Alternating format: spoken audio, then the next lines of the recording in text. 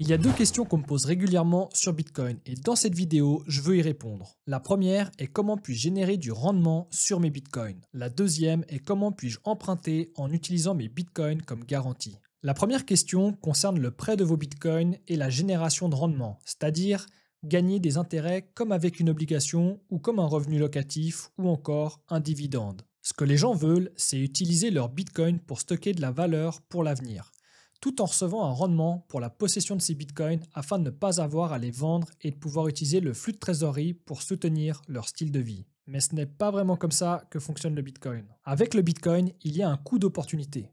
Par coût d'opportunité, j'entends la perte de gains potentiels en choisissant une option plutôt qu'une autre.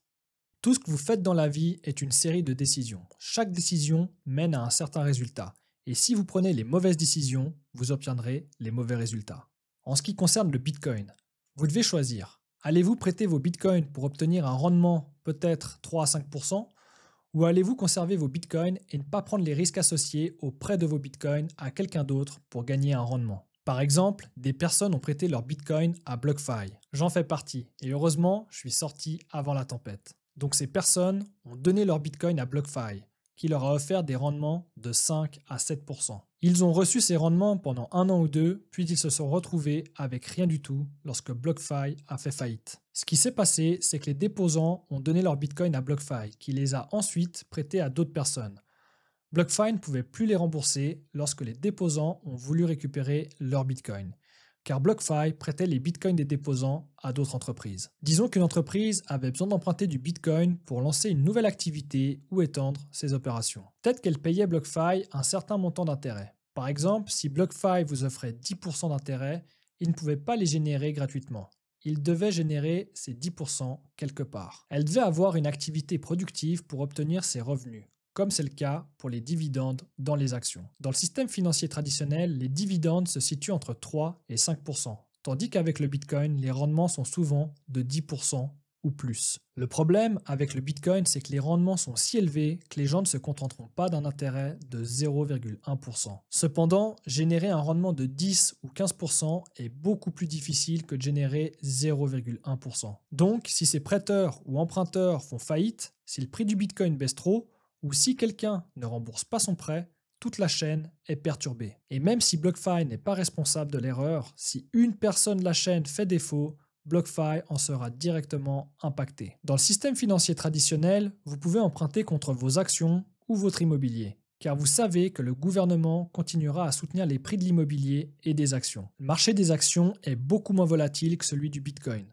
Et les gouvernements empruntent de l'argent pour s'assurer que le marché des actions ne chute pas trop afin de maintenir la confiance des investisseurs. D'un autre côté, avec le Bitcoin, on a une énorme volatilité.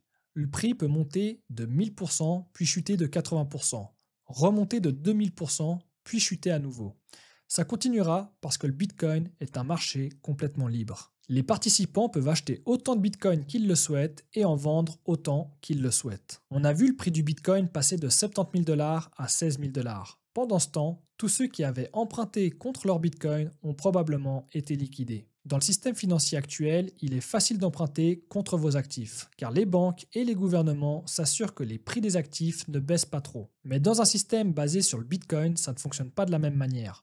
Les gouvernements ne vont pas soutenir le Bitcoin ni les prêteurs de Bitcoin car ça ne les avantage pas. Avant de penser à prêter vos Bitcoins pour essayer de gagner du rendement, pensez-y bien. Est-ce que ça en vaut la peine si l'institution financière fait faillite et que vous ne récupérez jamais vos Bitcoins? Personnellement, je préfère vendre des petites portions de mes Bitcoins au fur et à mesure si j'ai besoin de liquidité. Je préfère conserver les Bitcoins que j'ai, ne pas être trop gourmand et ne pas prendre le risque de perdre tout ce que j'ai accumulé pendant ces 9 dernières années. En résumé, la manière de gagner du rendement sur vos bitcoins dans le système Bitcoin est de les prêter à quelqu'un d'autre, ce qui vous expose à des risques importants. Avant de continuer, je tenais à t'informer que j'ai enfin terminé la traduction du podcast de Michael Saylor. Tu retrouveras tout dans cette playlist. Passons maintenant à la deuxième question.